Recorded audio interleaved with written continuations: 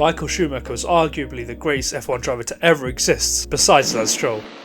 But that doesn't mean he's always the cleanest, or in fact, the nicest. Maybe it's time that sweeps away the memories of controversial moments in F1's past. No, Mike, that was so not right. But anyone who knows F1 well enough will be informed of the dark side of Michael Schumacher. But hey, maybe it's the dark side of racing that makes champions like a certain Dutch torpedo.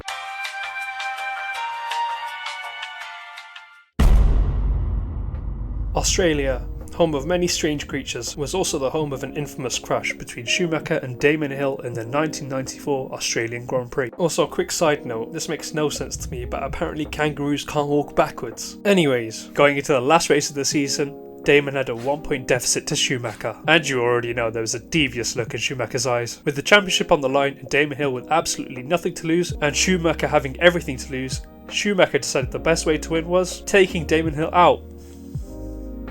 Interesting. Schumacher's best plan of action was to absolutely send it into Damon Hill in the hopes of them both crashing out and Schumacher inevitably winning the title by 1 point. This wasn't without controversy though, as people felt Damon was hard done by and that Schumacher should have been disqualified from the 1994 F1 Championship. Which leads me onto my next topic. It seems that Schumacher got a thrill out of wanting to absolutely clot drivers in the last race of the season, and as a true addict he came back for more 3 years later, but this time on the receiving end was the Canadian GOAT, no, not Lance Stroll, again, but Jacques Villeneuve. Fortunately for Villeneuve, Schumacher couldn't get his timing right and didn't manage to take him out of the race, and instead Schumacher's plan backfired and managed to beach himself in the gravel trap. Villeneuve still managed to finish the race third with a damaged car and won the championship with 3 points to spare, luckily for him I guess, isn't it? We move on to Monaco though. In 2006, Michael Schumacher weaved through the unforgiving streets and during qualifying endured one of the biggest crashes ever recorded in F1 history. As you can clearly see, the impact was so heavy Michael actually ended up breaking 41 bones and had a severe headache after that one.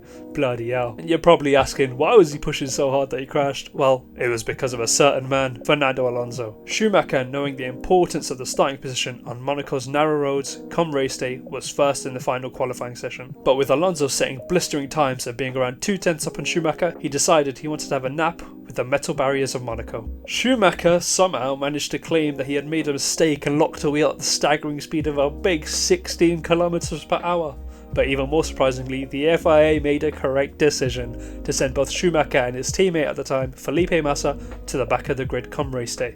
Subsequently, 2006 was Schumacher's last season in F1 and became a test driver and advisor for Ferrari, before returning to F1 in 2010 for Mercedes, which were hoping Schumacher's experience and knowledge could propel them to the top. Toto Wolff acknowledged this by saying that some of the team's recent success could be because of having someone like Michael around in the earlier years to provide them with that pristine, innate intuition he had for racing. However, in the Hungarian Grand Prix in his first season back, Schumacher and his former teammate Rubens Barrichello were battling for position, which would then turn into an almost catastrophic and ugly event. Barrichello, in P10 at the time, was looking to make a move on Michael on the start-finish straight. Whilst only being P9 and with not really much to lose, Schumacher surprisingly squeezed Barrichello towards the wall, with only inches to spare between him, the Mercedes of Schumacher, and the concrete wall of the pit exit. Barrichello said himself that he was lucky that the wall had stopped there, and that if the wall had continued just a bit more, things would have ended in a catastrophic manner. Barrichello was understandably furious about it, and called for Schumacher to get black flagged on his team radio shortly after the incident.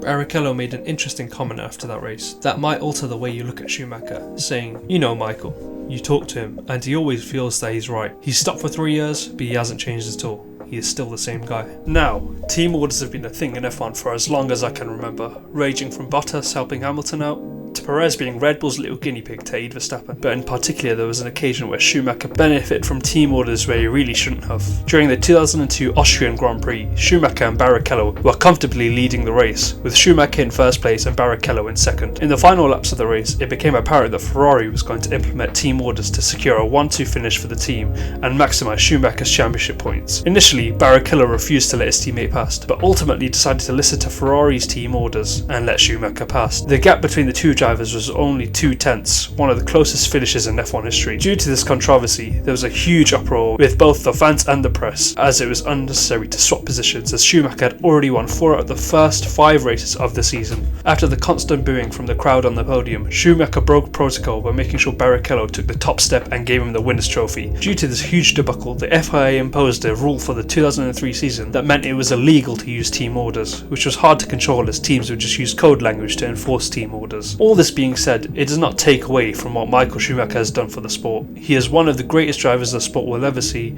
and that is probably down to the mentality he had of not wanting to lose no matter what. However, that mentality is most likely what made him to be this controversial. The only thing is, you would have thought a driver as talented as Michael Schumacher would be able to make fake intentional crashes look a bit more realistic, something Sergio Perez did quite well with. I mean, if you look at all the great drivers, Ayrton Senna, Lewis Hamilton, Max Verstappen, Sebastian Vettel, they were all hated when they dominated the sport, as they would make dodgy on-track decisions and dominate the sport for so long, leading to fans being bored and wanting to see change, and it's no different for Michael. Anyways, that's all I've got to talk about for today. If you enjoyed, like, subscribe and all that good stuff, and I'll see you later.